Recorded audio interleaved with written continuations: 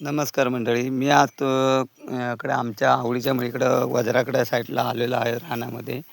हे बघा म्हशींना वगैरे चरायला इकडे घेऊन आलेले आहेत. मस्तपैकी म्हशी अगदी चांगल्या चरतात मनमोहकपणे. आणि जिकडे तिकडे बघा पानझडीचा काळ असल्याकारणाने जिकडे तिकडं झाडांची पानं वगैरे कमी झालेली आहेत. सगळी पानं पडून जात आली आहेत. हे बघा ह्यामध्ये आपल्याला खैराचं हे झाड दिसत आहेत बघा. बरीच झाडं आहेत खैरांची.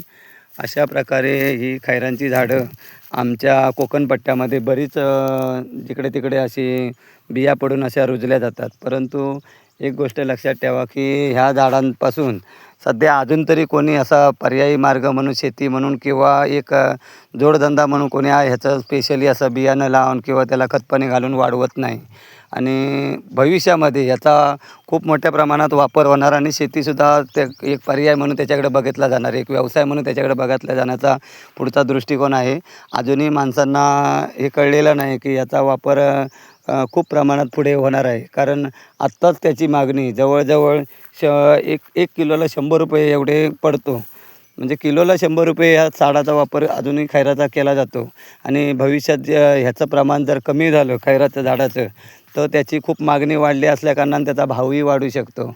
म्हणून माझी अशी एक विनंती आहे की अशी झाडं ही इकडे तिकडे वाढण्यापेक्षा जर आपण त्याचा शेतीच्या व्यवसायाचा पूरक म्हणून व्यवसाय हा जर केला की पडझाडावर जर अशा प्रकारे खैराची झाडं लावली तर त्याचा खूप मोठ्या प्रमाणात फायदा होईल.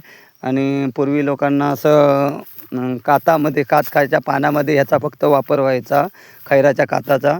परंतु आता हे कलरच्या कंपनीमध्ये याचा बऱ्याच प्रमाणात वापर होतो.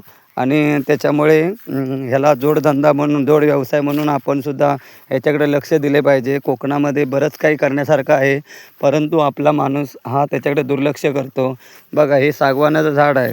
पूर्वी सागवानाची झाडं लावायची आणि ते उत्पन्न जवळजवळ 20-25 15-20 वर्षांनी व्हायचं. तरीसुद्धा माणूस ते पूर्वीचं काम माणूस हा हे करायचा व्यवसाय किंवा एखादा आपल्याला पुढे मिळेल या आशेने करायचा. पण आत्ता ही बऱ्याच प्रमाणात ही गावातली मंडळी कमी झाल्याकारणाने हे अशा प्रकारे जे लागवड वगैरे आहेत ते लागवडीचं प्रमाण बऱ्याच प्रमाणे कमी झालेलं आहे. आता हे खैराची झाडं बघा स्वतःहून अशी वाढलेली आहेत.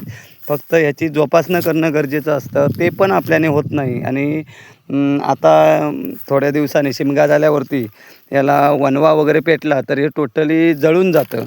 आणि जळून गेल्यामुळं हे झाडं कमजोर होतात आणि त्या पद्धतीने हवी तशी त्यांची वाढ होत नाही.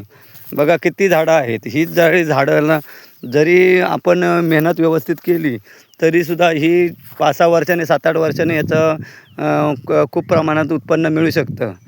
परंतु अजूनही आपल्याकडे ह्या माणसांचा दृष्टिकोन खूप कमी आहे, बघण्याचा दृष्टिकोन कमी आहे.